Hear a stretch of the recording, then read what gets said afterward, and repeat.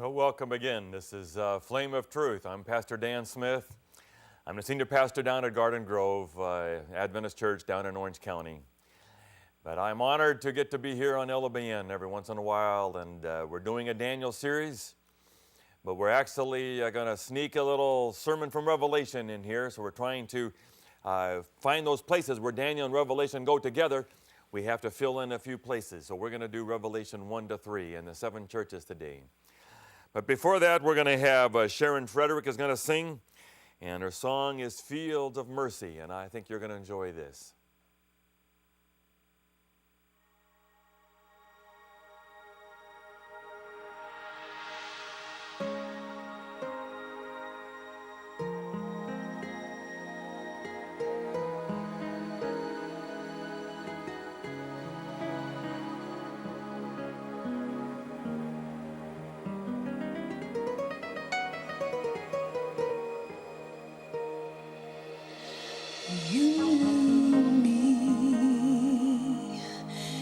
Chose me before time began.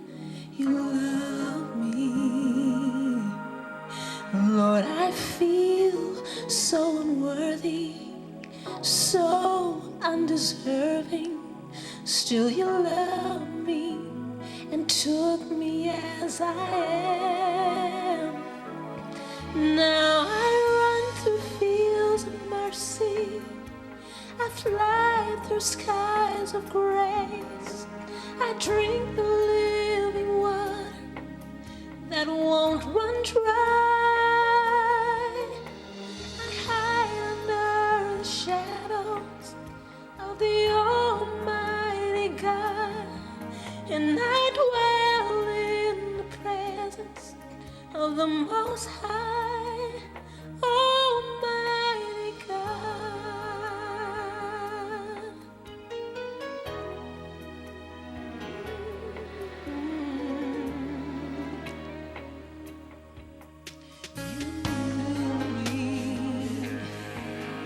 You chose me before time began. You love me, Lord. In you I am worthy, I am deserving. Still you love me and took me as I am. And now I run through fields of mercy, I fly through skies of grace. I drink the living water that won't run dry. I hide under the shadow of the Almighty God, and I dwell in the presence of the Most High. Almighty God, same God who placed the stars, holds me in His arms. God of my universe, calls me His own. Now I run through fields of mercy, and I fly through skies of grace. I drink the living water that won't run dry.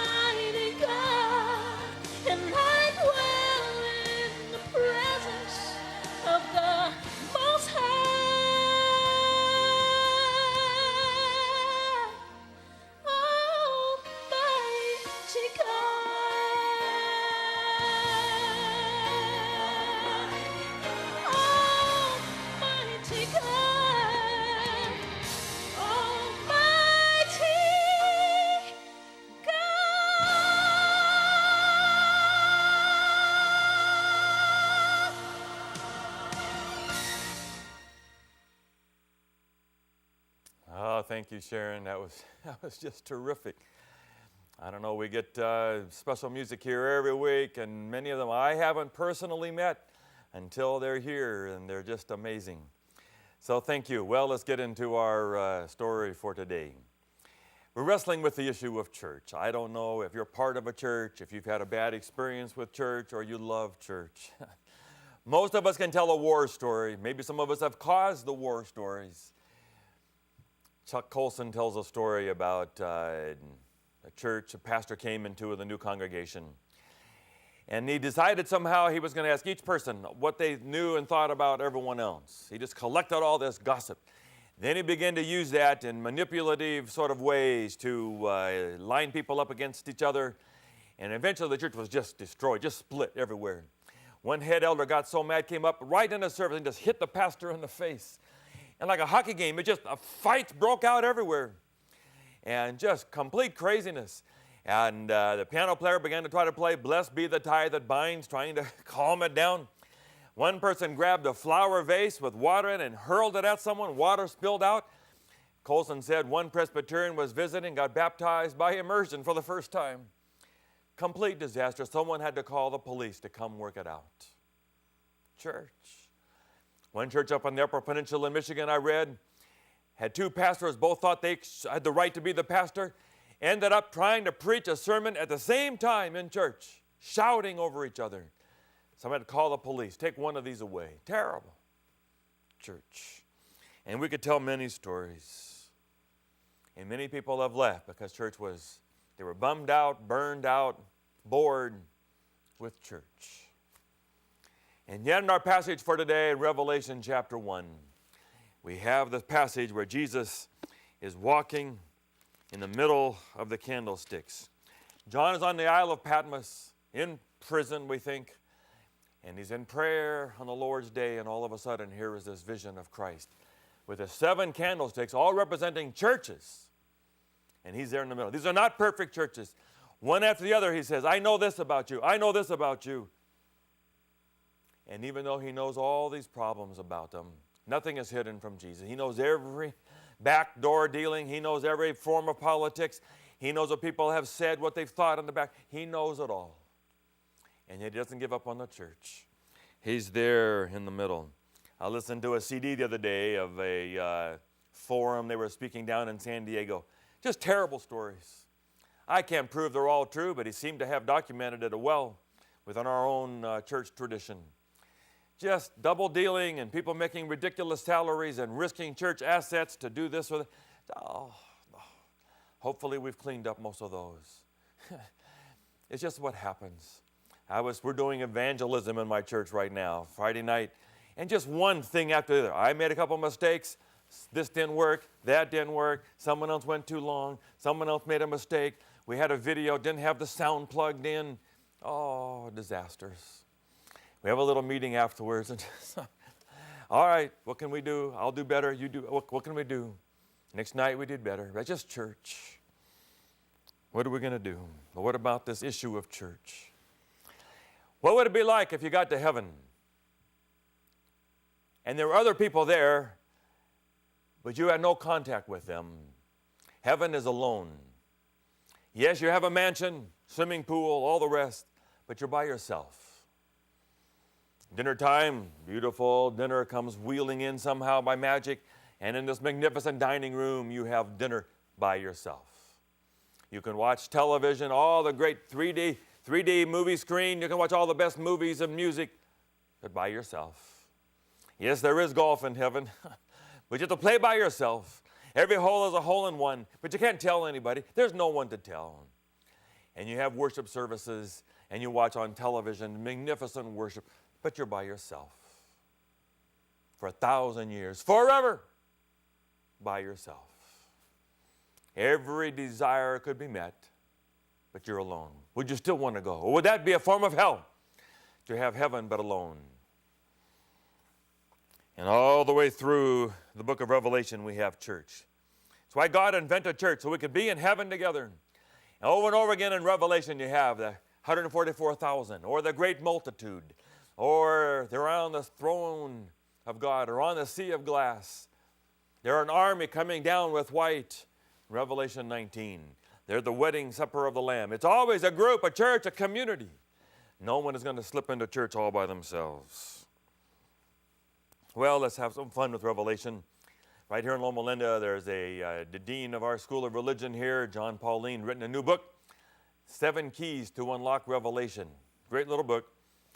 And he suggests, not the only one, but I like his way of doing it, that Revelation is something called a chiastic structure. Lots of scholars enjoy finding chiastic structure. Well, what in the world is a chiastic structure? A chiastic structure is we believe that the writer of a book organizes the book so that the beginning and the end match up, and then the next section and the next to last section sort of parallel, and all the way down. He has 7, always 7, and then you end up in the middle with the heart of the book. Well, maybe we'll look at that next time. Anyway, if we have a prologue, chapter 1, and epilogue in chapter 22, and then we have the 7 churches and the New Jerusalem in Revelation 21. So if that sequence, then we have, trumpets and plagues and so on. We have everything matching up, and then a center. If it's true that the 7 churches match up with the New Jerusalem, that's the New Jerusalem in heaven, the church in heaven, here's the church on earth. Could it be that if you want to be part of the New Jerusalem there, you have to be part of the 7 churches here? You don't just sort of slide by all of that and come walking into the gates of heaven. Here I am in the New Jerusalem. No, you're part of the church here. And could it mean that all the rest of this of Revelation is not going to happen unless we get the 7 churches first?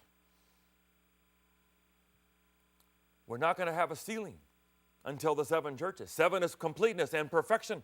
There won't be a sealing until we have the 7, until we get church right. So therefore, if you want to have the rest of it, we have all these independent movements always trying to make their predictions and try to find some secret code that will help us know that Christ is coming soon. Or here it is. Here's the truth about the seals or the trumpets. And you have to know this. And they make charts and they focus on 666 and Armageddon and all the rest. Maybe what they really ought to be focusing on is the 7 churches, because we can't do the rest of it until we get the 7 churches right.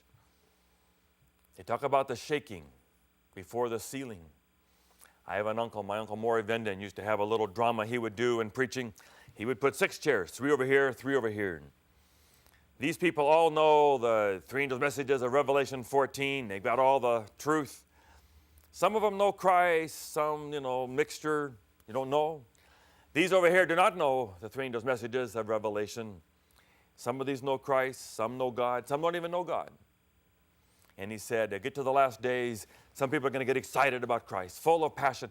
They will be wrapped in the white robes of Christ's righteousness. And they get excited and passionate. And they come over here and tell the others about Christ and the gospel. They get excited, and some of them come over and join. But some of these, they don't want to be fully devoted. That's too much. They just want to be happy in the low-level, no-cost church. But now that they're sort of at a passionate, white-hot, no, that's too much for them. And they leave and come over here. And there's this polarizing, shaking time before the sealing. How close we are to that. We're getting ready for these 7 churches. The shaking and the sealing. So the remnant church, the final church, is not just 1 or 2 verses. They're those that keep the commandments of God and have the faith or testimony of Jesus. Don't forget about the 7 churches, because God is waiting for some church to have all 7 out of 7. We have usually focused on the 7 churches, focusing on 2,000 years of history, different eras of history. Maybe fine, that's a secondary application. But I believe that God really wants us looking for a church that is 7 out of 7. The other way, as long as you focus on the last church, it's all you have to worry about, Laodicea. No, God wants us to know all 7 and have the best of all 7. 7 out of 7. Well, let's get in quickly. We have Revelation chapter 1 now. John is in prayer on the Lord's day. And all of a sudden, he hears behind him a voice as of a trumpet. I am Alpha and the Omega, the first and the last. It's Jesus. And it has this incredible vision. I don't have time to read it all. Trait after trait of Jesus Christ. How his eyes are like fire and so on. Voice like thunder and the many waters. And great description of Christ. Why? Could it be that now John is at the end? All the disciples are dead. The churches are weak. People are dying. They thought no one was going to die before Christ would come back. But now people are dying. There's funerals. Even the apostles are dying. Could it be we made a mistake? Rome is powerful. Emperor worship. And here we are, a struggling church. And Jesus comes back to say to John, no, you've not made a mistake. I was not just the one hanging on the cross, this limp, beaten, whipped Christ on the cross. Don't forget the resurrection Christ, the one who is triumphant, who went through the cross and resurrection and came out alive, and know that he won the victory and made all eternity secure. And so John knows now, I am the Alpha and the Omega, the beginning and the end, the first and the last, resurrection and the life. We have not made a mistake.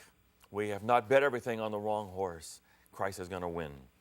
He is the star of the fourth quarter. You know, Kobe Bryant and Magic Johnson and Michael Jordan, all these people. They're not afraid to have the ball at the end of the game. They want the ball. Give me the ball. I'll finish the game. Or in baseball, they are not afraid to come up and pinch hit and hit a home run at the end of the game, a walk-off home run. Or the last 2-minute drill, Peyton Manning, give me the ball. We'll drive it down there. We're going to win. Christ is the star of the fourth quarter. We don't have Christ at the beginning and then we have dragons and beasts and all kinds of craziness at the end. It is always Christ from beginning to end, the first and the last, the Alpha and the Omega. Well, let's get into the 7 churches now. Let's go quick to Ephesus. And we're just going to have 2 words for each one. We don't have time to go through all the verses. We'll do that some other show. Today, we're just going to go through all 7. 2 words. I have this against you. You have lost your first love. Jesus can just sense they were alive before, but they're beginning to lose it. I try to remember my first love when Hilda and I were dating. I have a scrapbook with all the things, you know. We went out to Hollywood Bowl and to Spaghetti Factory and Dorothy Chandler Pavilion and concerts in Griffith Park, going to the beach. We made a slideshow for our wedding of all these special moments that were our dating, falling in love. Is it possible to hold on to your dating honeymoon stage of love?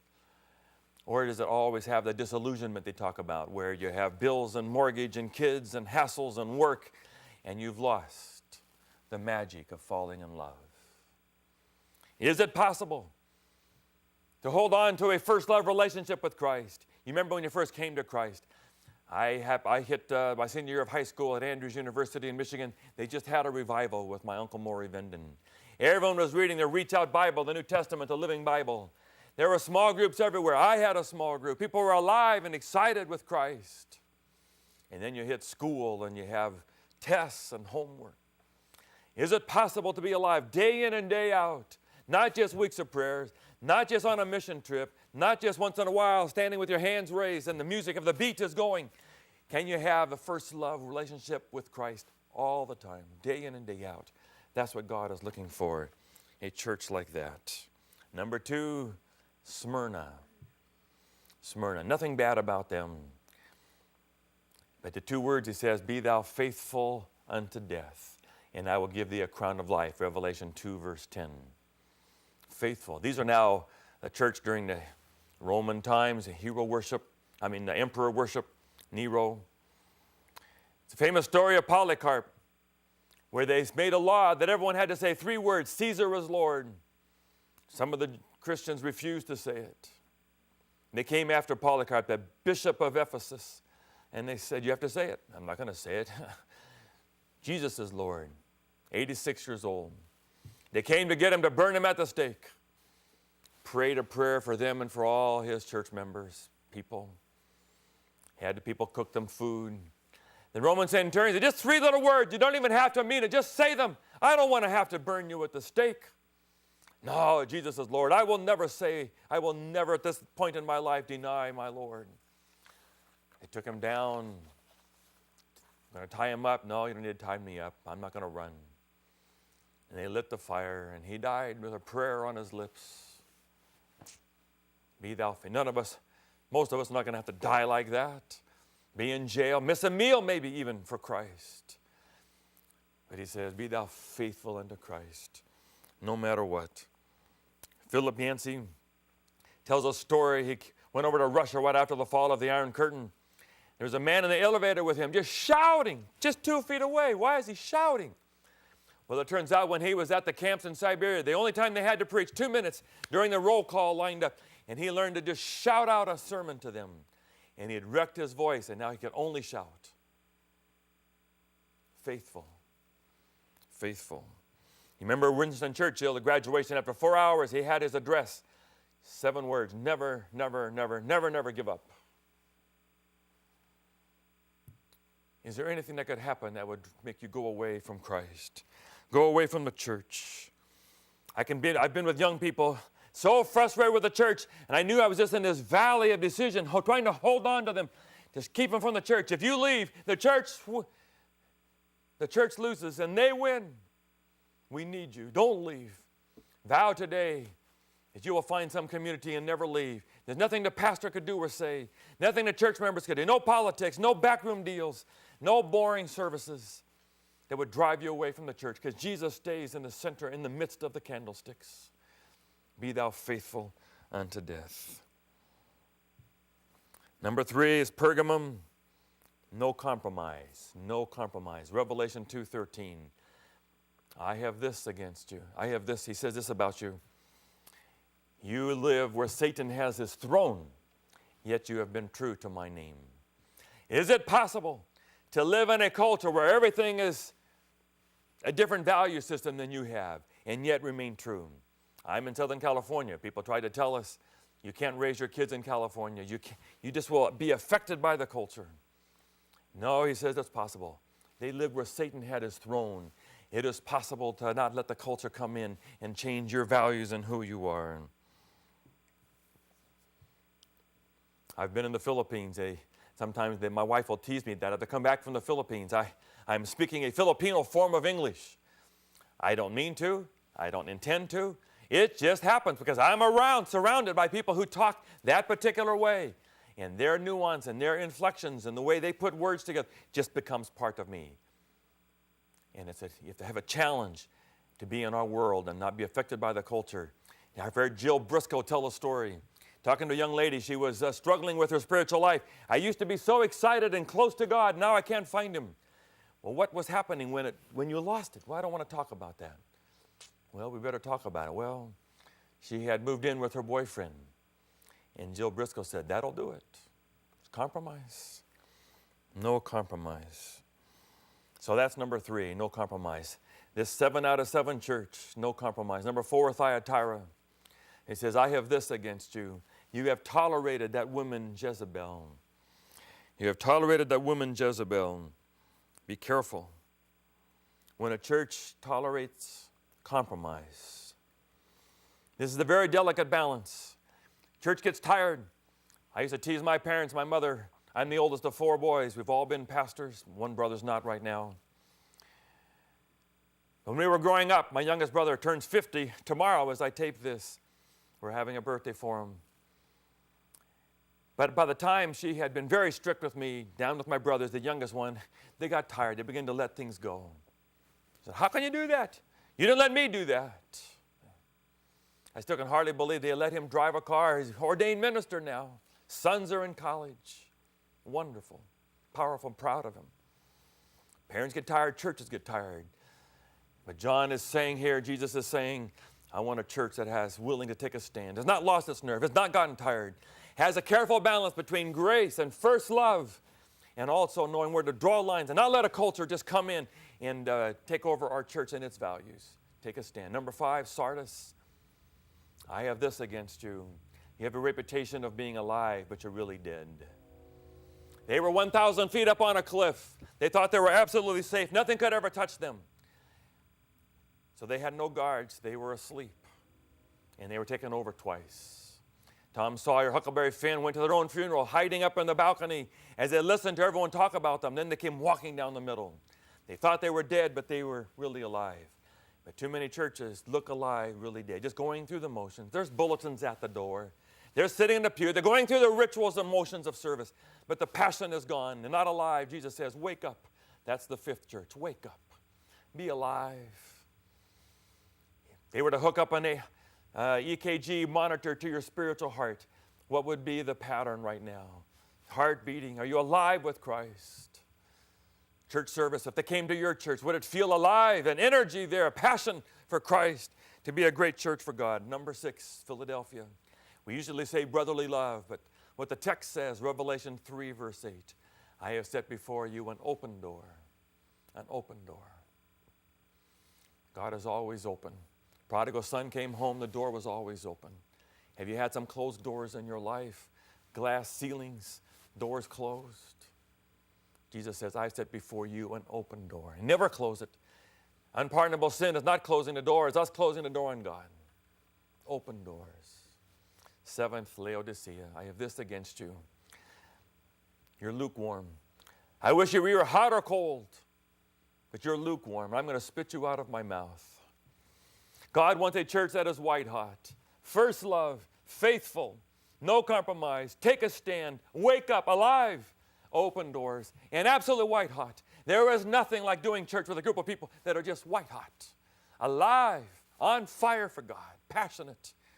God is waiting for a last day church. 7 out of 7. Alive, full of Christ, on fire, first love, forever. Day in and day out. Can it happen? They had Apollo 13. They didn't think that Apollo was going to come back through the re-entry. They said it's going to be the greatest disaster. Yet Harry said, no, it's going to be our finest hour. And it came out. And it's our finest hour. They did it, kept those people alive. This is going to be our finest hour for the church. 7 out of 7. We can be sealed and go all the way through. God bless you all.